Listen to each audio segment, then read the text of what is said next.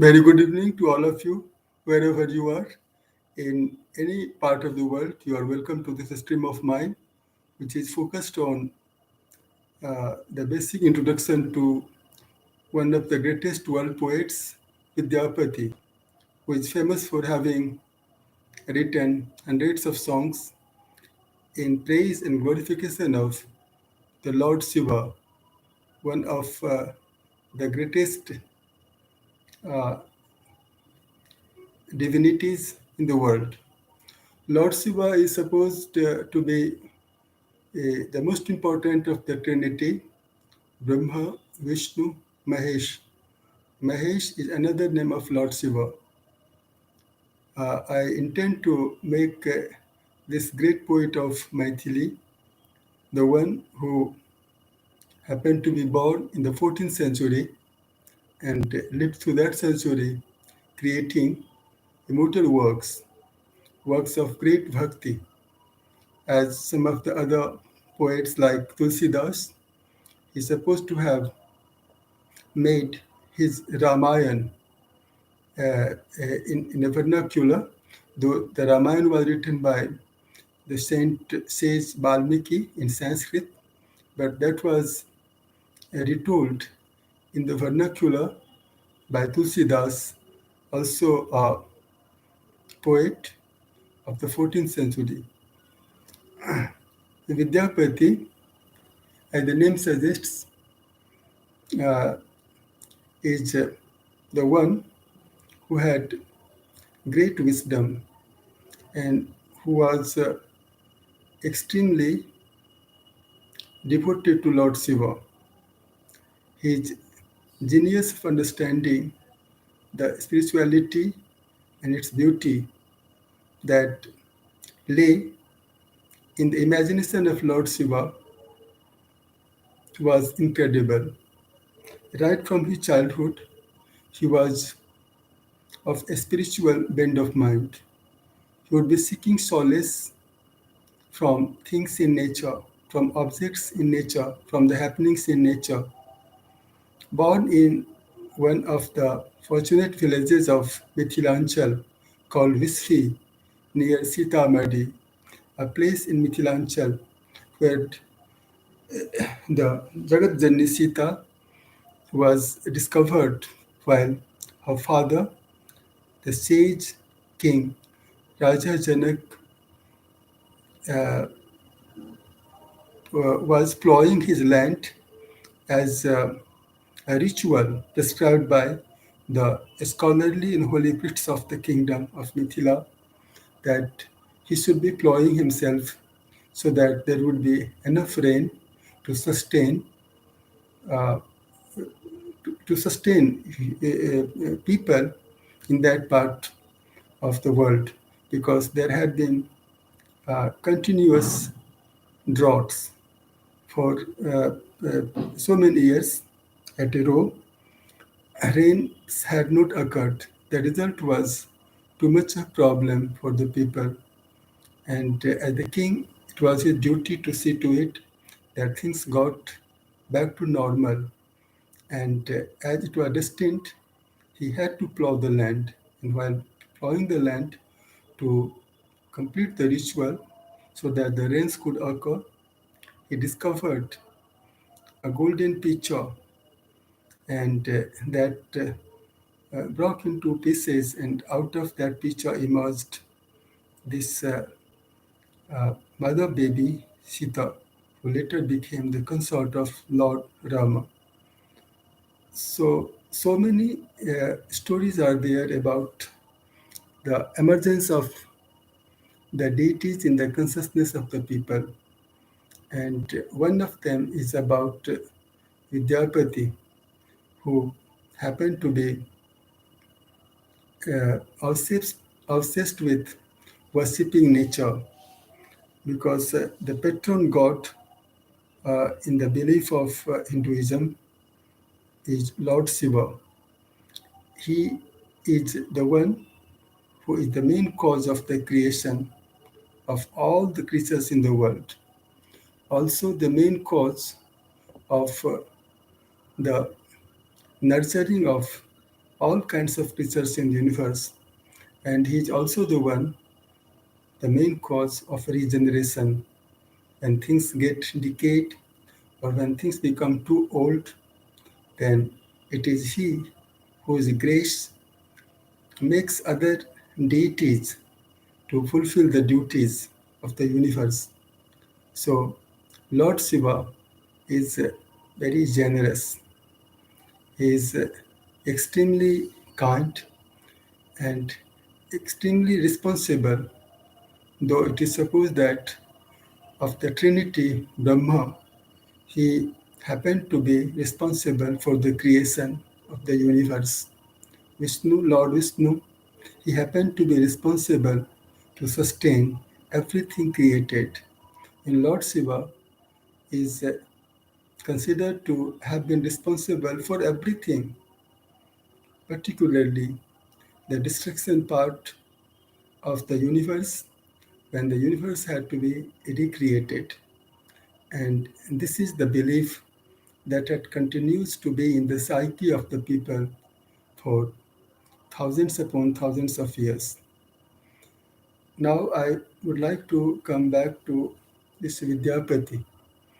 He, as I told earlier, was born in a small village populated mainly by the priestly Brahmin people who devoted their lives to worships, to meditations, to having education about nature, about human heart and soul. Brahmins are supposed to be the ones who always get into researches, get into inquiries, get into the task of answering questions about what life is, why life is created, what are the primary objectives of human life, how human life can be liberated, how human beings can get one into the eternal world. All these things happen to be in the studies of the priestly scholarly people. Vidyapati was an inborn genius and a spiritual genius. He would never have anything without answering some of the questions out of himself. He would be wandering into the gardens, into the meadows, into the open areas in nature, and he would be imagining Lord Shiva in different forms. Lord Shiva is supposed to be the ultimate in the fine arts, in the sense that he would create songs, he would sing songs, he would create or devise musical instruments, he would play them, and it is said that his most favorite musical instrument is a small drum that is held in one hand and that has 3 4 strings with certain balls, balls of natural things, and he happens to shake the small drum in his hand, and the sounds that get created reach from one part of the universe to the other, and all the creatures, mostly the creatures who are tuned to the imagination of Lord Shiva, happen to listen to the musical sounds and they get into trance. And this is what is described about the beauty and the magical, miraculous quality of that instrument, which is also known in the local language, Maithili language, Damaru. And Damaru Badan, or playing on the Damaru, is the speciality of Lord Shiva. Vidyapati is known for his devotion, which is measureless. It is said that at one point of time, his devotion to Lord Shiva reached such a height that Lord Shiva uh, got down to fulfill the wishes of Vidyapati that he should always have the company of Lord Shiva, Mahadev, in another term as is known as. And that happened on the condition that Vidyapati would never reveal to anyone that Lord Shiva, in disguise or many disguises, would be living with him and even would be at the beck and call, or even would be answering his calls of needs whenever needed. Vidyapati was ashamed of that he would have to call him by name, as generally the masters call their helpers. But then that was the condition of the Lord, the same Lord that had granted his wishes to be in the company of the Lord Himself, the God Himself. Vidyapati had the knack of creating verses without any delay, without taking much time. He would make songs, and these songs he would put to voices of his own. He would sing, and he would feel not only the presence of the Lord Shiva, but also the presences of all kinds of creatures. Also, he would feel the harmony between creatures, because millions and millions of creatures in the universe have different forms, different sizes, and different qualities of voices, but the soul is the same. Bodies countless, but soul the same. The particle that emanated from Lord Shiva. Vidyapati had a small family, and he was very much responsible to his duties as a husband, as a father, as a holy priest, as a singer, and as a devotee to Lord Shiva. He would be having too much affection for creatures, particularly the animals of the ox family, the cows, the oxen, the calves, even the birds of different names had been in the heart of Vidyapati. Kirti Lata is one of the immortal works of Vidyapati. It is said that his poems generally combine the beauty of nature and its essential softness, its essential quality as a medicine or as a remedy to the ills and ailments of human beings.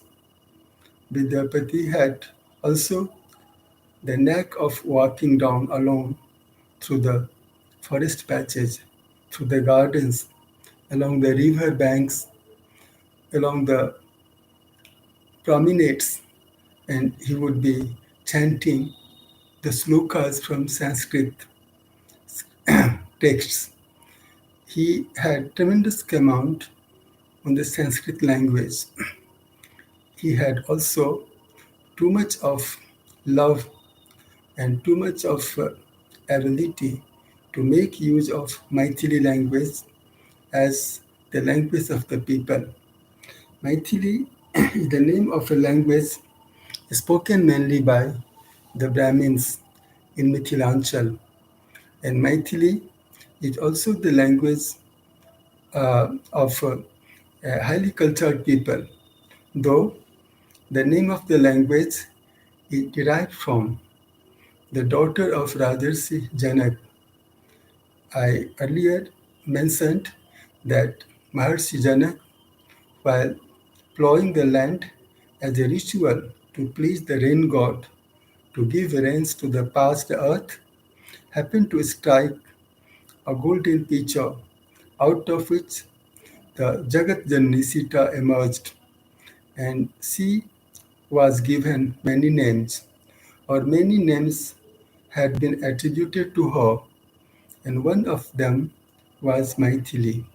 Her other names, popularly known among people, are Shia, Vaidehi, Sita, Bibha, Kishori, Janki, and so many others like these. Vidyapati was a born poet. It is said that even when he was a child, he would versify. He would speak out a few lines praising the sweetness of the water that flowed from one part of the forest to the other. He had tremendous ability to pick out right words to describe right happenings in nature. He would be describing the clouds wandering in the sky very gleefully and very musically. He would be describing the flights of the birds attractively flying across the sky, and he would make songs on those flights. People watching him walk down, singing him along, they would be uh, uh, amazed as to how this person, always living alone, how could he do all that? Where did he learn all these things from? Or who had been his gurus, his teachers, who inspired him to all that? But then, very few people knew that Vidyapati was self taught. He was taught by nature and he was blessed by Lord Shiva. He could concentrate on any aspect of life and he could answer questions. Vidyapati also had tremendous faith in the nobilities of kings because in those times it is said kings were always saintly. The kings who ruled over small kingdoms in different places, different parts of North India, these kings were believers. They were great believers in the almightiness of God. They were believers in different gods and goddesses. They would believe in the great effects of yajnas. If anything untoward or inauspicious happened in their kingdom, they would be organizing yajnas. They would be performing rituals.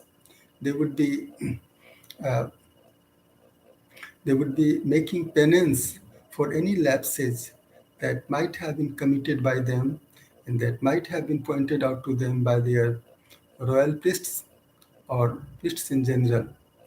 Vidyapati's knack for having royalty as his patron or making royalties as his patrons, that was also extremely exemplary. There was no king in the area who did not know about the greatness of Vidyapati, and he would be invited by them, he would be requested by them to compose for celebrations of royal occasions, and he would do that. Vidyapati also had the great ability to meditate. He would meditate, and during the meditation, he would have visions. He would describe the visions to the people, to the people in the courts of the kings or the courts of the rulers, and those people present in those courts, they would feel as if things described by Vidyapati were real. And he had proved on many occasions that all the people uh, in his vicinity had no doubt about his ability to get connected to divinity because he was a universal soul. He didn't have any selfishness. He didn't have any desire to make things for himself or to become rich or to become famous. His only desire was to be in the grace of Lord Shiva, the gods and goddesses. He also was extremely respectful to saints and sages. If he went to places and came across saints and sages, he would sit by them through their permission or by seeking their permission. They, these saints and sages would see something rare in the countenance of Vidyapati. Vidyapati was prompt at composing verses, and he would be pleasing all those who came in his contact by creating, composing spontaneously sweet bhajans, sweet hymns in the glorification of God. Vidyapati's another very important feature was that he loved Mother Earth, and he felt that the Mother Earth had everything hidden under it as rare treasures. People could hide those treasures, or people could try to hoard the treasures, but he always felt that treasures were not to be stable in the safes of the people. These treasures were all treasured by the grace of God. If a person got some part of the treasure, and if that person continued to sustain the grace of God through pure means, through goodness, then these people would be able. Otherwise, even if by chance or even if by certain power somebody got the treasure, but that somebody started misusing the treasure or getting proud of being the possessor of that treasure, uh, uh, the treasure would slip away from him. This is what he had proved on many occasions. Vidyapati, he was a lover of nature, and he was also a great believer in the ability of man. Like many English poets who came much later, like Spencer, like Shakespeare, like Wordsworth, who believed that human beings had been made by God, and most of the qualities of the God were given to human beings. But Vidyapati, who lived and created in the 14th century, he had proved on many occasions through many manifestations of his imagination that man was capable of near divinity provided man was pure. But that was not easy for every man to achieve. It was rare. It was because of complete sacrifice of all the selfish passions. When a person became pure in body and spirit, then only that person could create conditions for receiving the highest level of blessings from God. Lord Shiva, as I said earlier, was extremely happy about the purity of the devotion, selfless devotion of Vidyapati, and that is why he agreed to be his companion on the condition. As long as the condition had been kept a secret or condition had been maintained, Vidyapati enjoyed the companionship, even you could call it attendance, of Lord Shiva himself to Vidyapati, one of the greatest poets of the world. Though he wrote in Sanskrit and Maithili language. Sanskrit, perhaps the oldest language in the world, and Maithili, one of the languages belonging to the Indo-Aryan subfamily of the language family we call Indo-European family of languages, whose member is English also. Vidyapati's belief in the manifestation of God uh, in things that are so commonly seen: the blades of grass, the clusters of leaves, the fruits on the branches, the streams, the rivers, the ponds, the skies, the dews, everything that attracts the attention of the people in the forms of nature, everything had that power. And Vidyapati rejoiced that power of divinity seen in small things. The calves, the cows, the heifers, the oxen of different shapes and sizes, the formations of clouds in the sky, the forests extremely thick or extremely thin, the trees of different shapes and sizes, the fruits, the flowers. In everything he found the presence of that creator of the universe. And Lord Shiva, he could be extremely attractive as Ramakrishna, one of the great saints later on in the 19th century.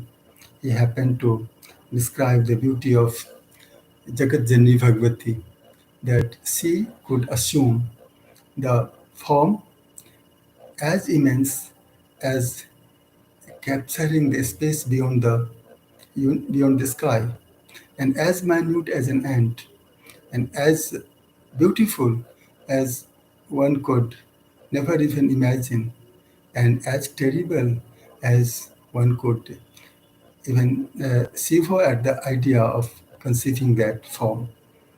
Vidyapati, a very simple person who lived the life of a saint, had a rare power of pleasing, and he pleased not through anything that could be considered materially significant or attractive, but he could please the divinity through his selflessness, through his purity, through his power of patience, through his power of singing.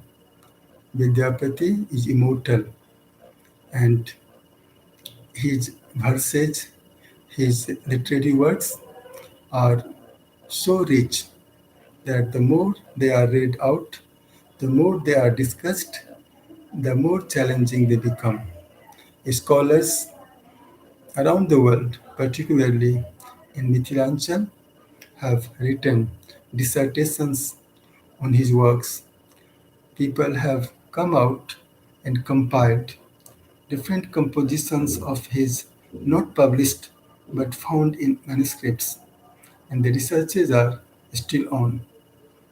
And we are so very lucky that we know something about him, we know something about his work, and talking about him and talking about his works, talking about his scholarship, thinking of his wisdom and its miraculous power, thinking about his ability to please Lord Shiva and to be able to uh, uh, make him consent to be his companion, to be his attendants, that is unbelievable. We are proud of the heritage that we have had related to him, and we feel lucky getting opportunities to talk about him or getting some voice to be praising him in relation to what he did and what he achieved. Thanks a lot. Bye bye.